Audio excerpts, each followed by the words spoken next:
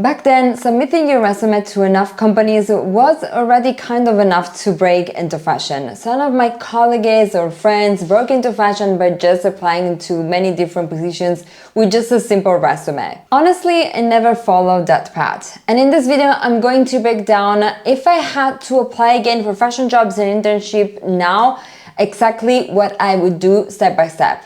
So honestly, I never just applied with a resume. Even years ago, I was kind of anticipating the competitive of the industry. Back then, I just didn't apply with a resume. Mainly because I believe that my resume being short, I didn't have experience, I didn't have connections, and I also had a management engineering degree. I thought that my resume really wasn't enough to break into fashion. So already back then I didn't stop there. And actually it worked. This is what then became the Glam Observer method that I've been teaching for years now, since when I founded the Glam Observer Fashion Academy with my Break into the Fashion Industry course, where the strategies are still working today. But if I had to apply again from scratch today, this is exactly what I would do. From everything that I've learned, being in the industry for 10 plus years, working at Alexander McQueen, carrying Yux Net-a-Porter, and also running my fashion academy and helping thousands of fashion industries land a job in fashion every single day. So here's exactly what I would do.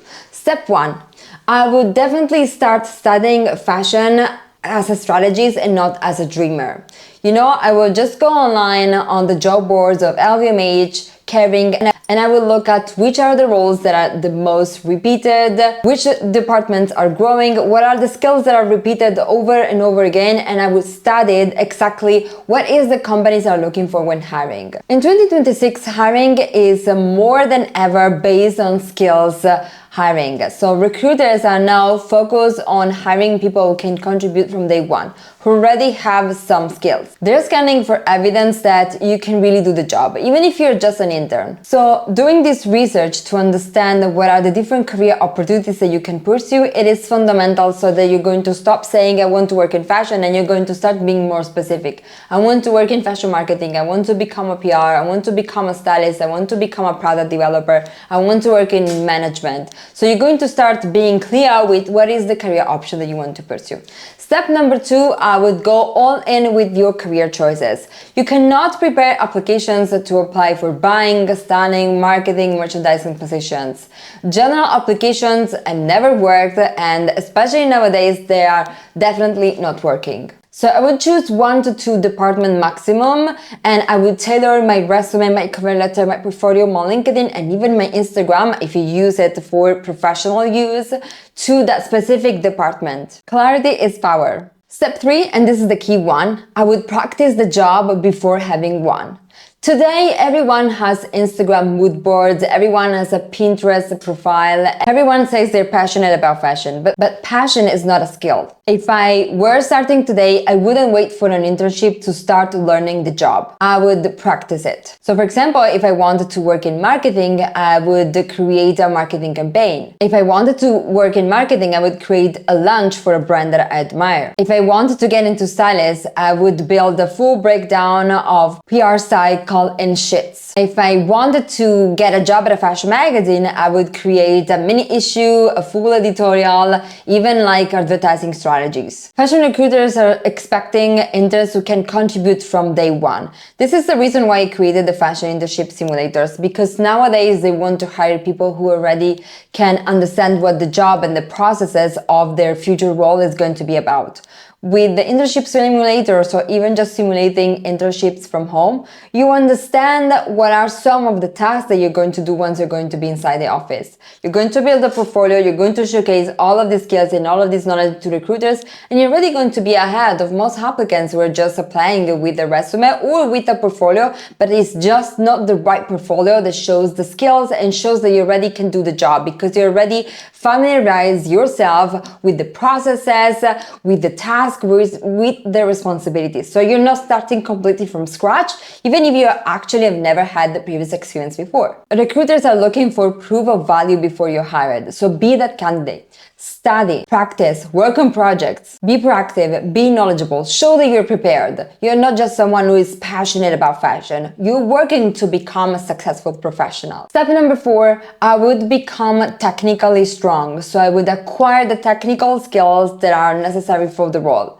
When I broke into fashion years ago, I was tested on Excel during my job interview for my commerce internship at Alexander McQueen.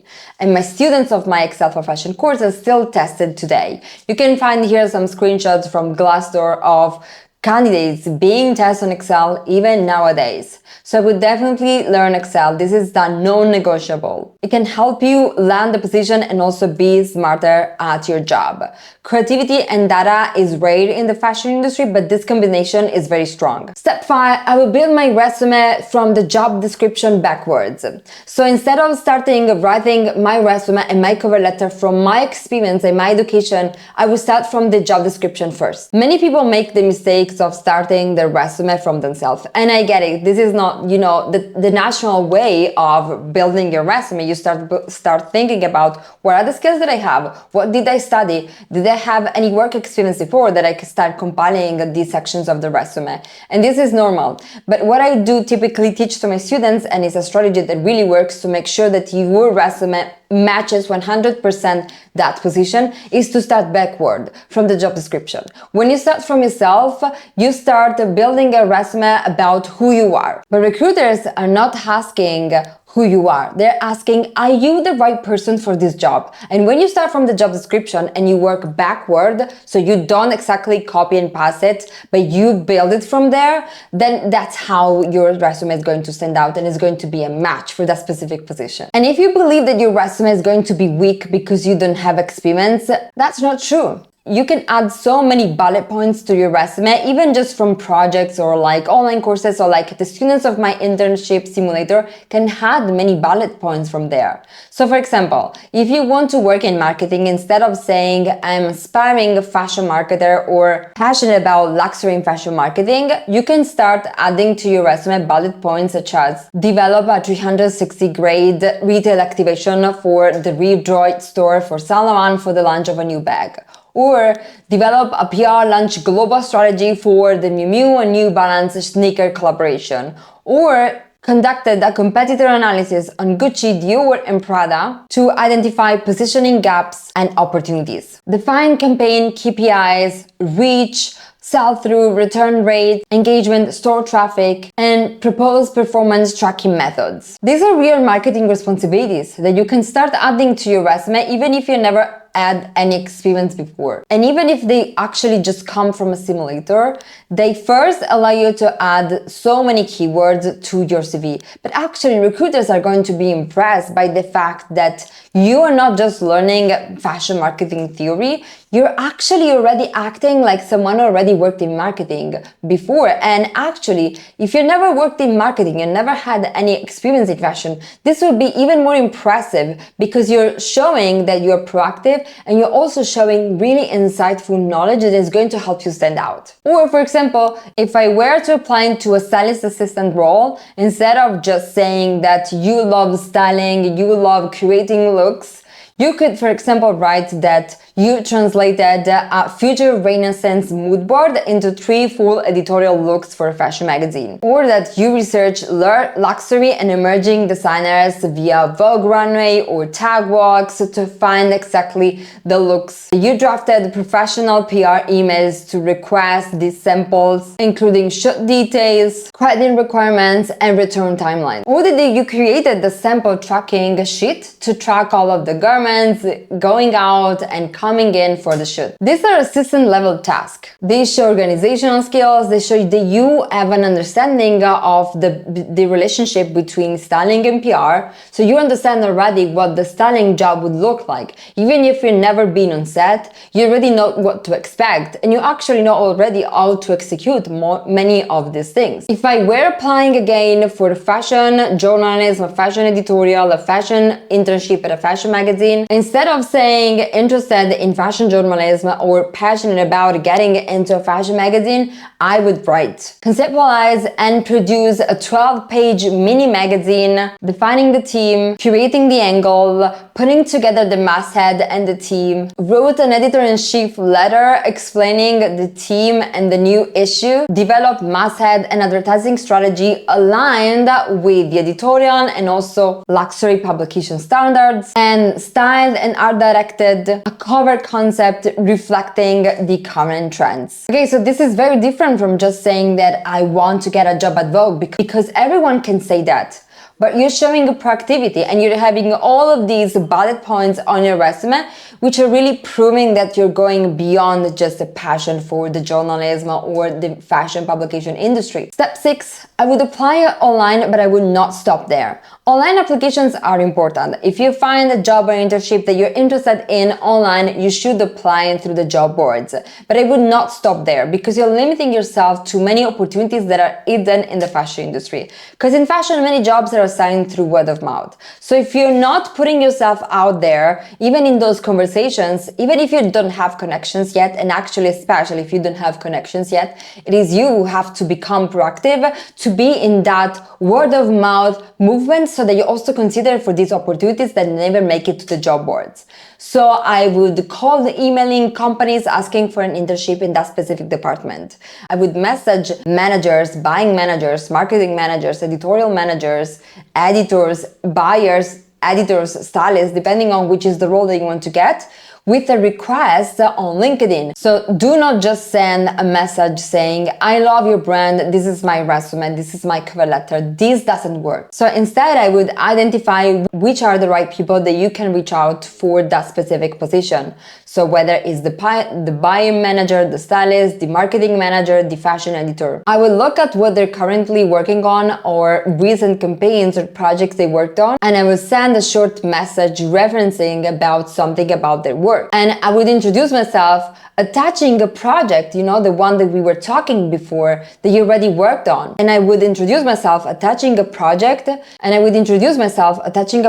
or portfolio piece that is relevant. So for example, if I were to apply for an internship at Saint Laurent, I would say something like, I recently completed a Reeve Droid retail activation event to launch a new edition of a bag as part of a marketing simulation project. And it made me realize how much I love contributing to the marketing department and working on these responsibilities. I would love to chat about the opportunity to be part of your team. So these type of messages first show that you're not just randomly applying to so many jobs just to get one job. And secondly, that you're proactive. You're not just someone who's saying that you're passionate about fashion, you're doing something to earn your place in the fashion industry, and something that most people are not making, so this is also going to help you stand out. Not just for the message, which is already a bold move compared to just the traditional application, but also because you're messaging with the project, with something that shows proof,